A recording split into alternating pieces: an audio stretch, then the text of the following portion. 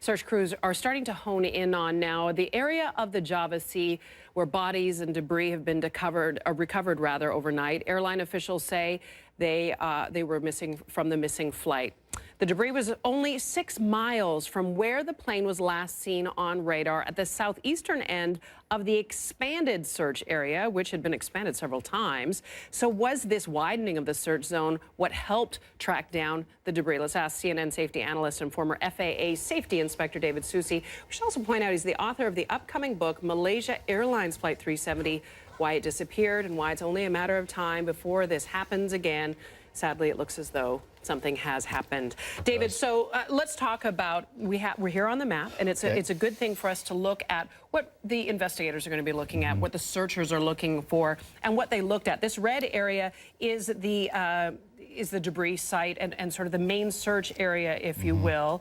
How do they backtrack to find from the point where the debris was found to find the main fuselage? Well, this area is interesting in that it's not like we were talking about with MH370 where it had that continuous flow through there. This area is circular. It's actually floating in a circle. It's moving it like a current, yes.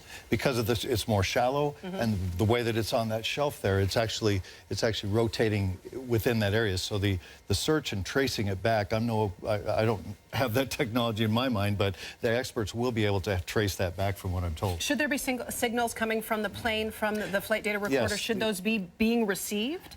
No, because in the water, you have to be in the water to hear what's going on in the water. It can't transmit out of the water and into the air. So at this point, it's necessary to get the right over top of them, TPL, almost, right, the towed pinger locator in there. Get it right over the top. They may not even need that device because they can do handheld surface indicators and actually pick up those signals over the side of the boat, if you will. Exactly, like the Chinese did in 370. That's right. Let's zoom into the search area. We know this was expanded into some 13 zones, 60,000, over 60,000 square nautical miles, larger than the state of Georgia, just to give people a little perspective. By all accounts, we're hearing that some of our experts are saying this sort of textbook investigation in terms of how this has quickly sort of come about to find debris. Yeah, it is textbook, but I don't want to go and say this is textbook, everything is normal, because there's no accident that's normal, no, obviously. I suppose not. And when you talk about textbook, you're talking about the procedures that were used to get there. Now, and the speed, too, because this is pretty standard, right? Is it not? This is what would normally be expected. This is what we expected in MH370. It's what we expected in Air France 447, but it didn't happen, and this one did. So in that, from that perspective, yes, it is fairly standard as far as how it was gone about.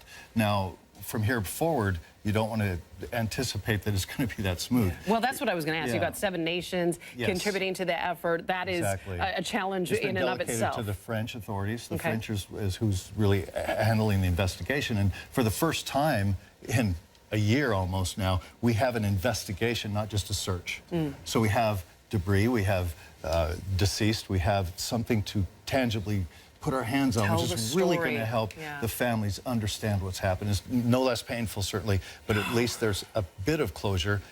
You never get closure from something like this, but you have a bit from there. We'll talk about that. We actually have some people, unfortunately, later on in the show who have survived. They are the survivors of families who are lost at sea in these kind of crashes. Let's look at the flight path and the weather, because we know that weather was certainly a situation here. Definitely. We know the pilot had asked for permission to rise in altitude to get around some of these horrific thunderstorms. Exactly. This is awful. And this is, Chad Myers was telling us, it's pretty standard for this part of the world. Yeah, Hurricane Katrina, all these hurricanes that we've always talked about, this is where they're born.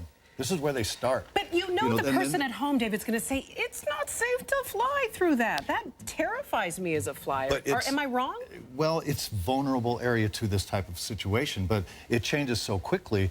If you take off and see that it's clear, there's a lot of ways to know what's happening. And in fact, it's indicative of this because the search zone of where they found the aircraft was behind where it had already been, where the airplane had already been.